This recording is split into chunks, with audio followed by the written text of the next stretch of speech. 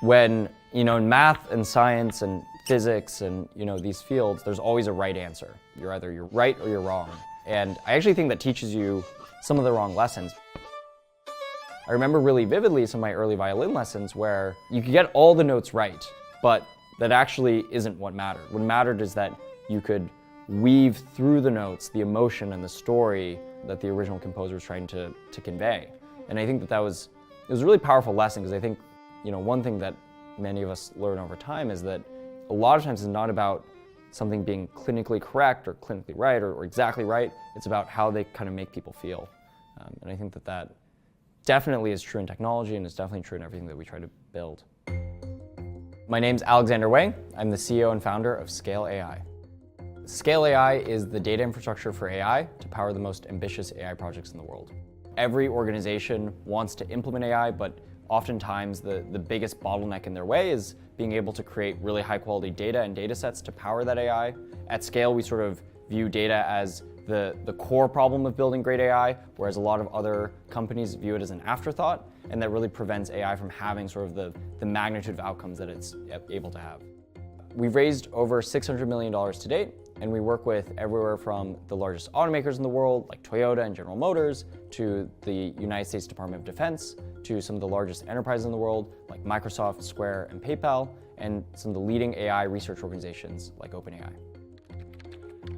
When you learn how to program for the first time, it's kind of shocking, but you actually are generally sort of telling the computer to do very simple things. The art of programming traditionally is the art of sort of giving computers very black and white instructions, very simple instructions that anybody could follow. And one of the beauties of AI is that you actually have the ability to program computers with judgment and with reasoning and with sort of nuanced understanding of the world. And so you can have an AI system look at an image and tell you what's in the image, or listen to an audio snippet and understand what's being said. And it is sort of this incredible enabler for what computers can do, or the power of computing. And in general, I think we've already seen sort of over the past many decades what the power of computers and computing and mobile phones and all that stuff has been on humanity. And I think AI and machine learning has a huge opportunity to do the same. Both my parents are physicists, and I grew up in the small town in New Mexico called Los Alamos, New Mexico, where there's a national lab, and a lot of the people I grew up with had parents who were scientists of some sort. It was a sort of very special place.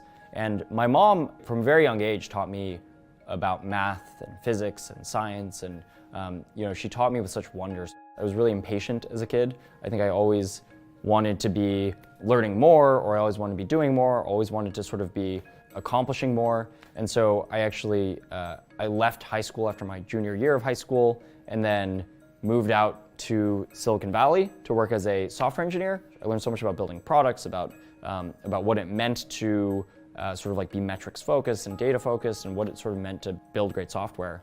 And then that's when I was inspired by AI. I sort of saw it in my daily work, and I was like, AI is really cool. And I went back to MIT, and then after about a year of MIT, I dropped out to start Scale.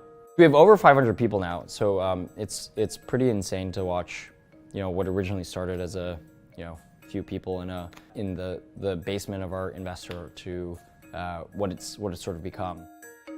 Where we started was in autonomous vehicles and self-driving. And I think it was one of the first real use cases and applications of AI that I think caught the imagination of the world. What if we could have unlimited, easy, eco-friendly transportation everywhere in the world through autonomous vehicles?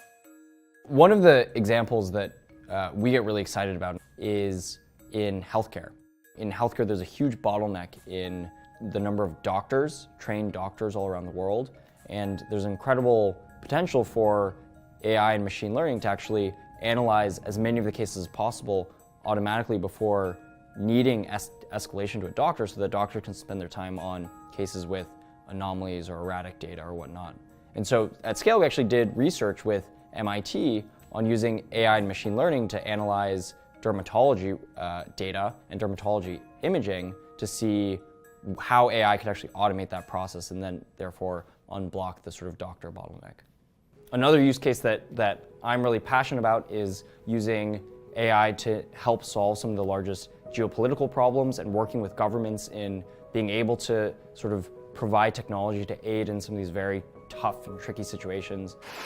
In the war with Russia and Ukraine, we actually deployed Scales technology in understanding satellite imagery of major Ukrainian cities, Kharkiv, Kiev, and Dnipro, to understand what was the amount of damage in key parts of these cities. And so we analyzed using machine learning as well as satellite imagery and identified all sorts of structures in these cities where there was meaningful damage that wasn't otherwise being addressed or captured by humanitarian efforts. And so I'm incredibly excited by our work there and actually enabling sort of humanitarian efforts, enabling us to respond to some of the world's most pressing and exigent problems.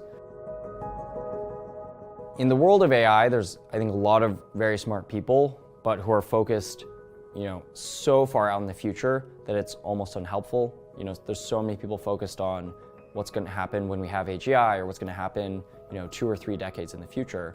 And I think there's not enough people who are really focused on what are the problems that we have today and how can we use artificial intelligence and machine learning to really change the game today. And so I think what's next for us is to be the people, some of the people, hopefully in the world, who are focused on how do we solve some of the biggest problems today around climate, around agriculture, around geopolitics, around medicine, and really start making an impact, now.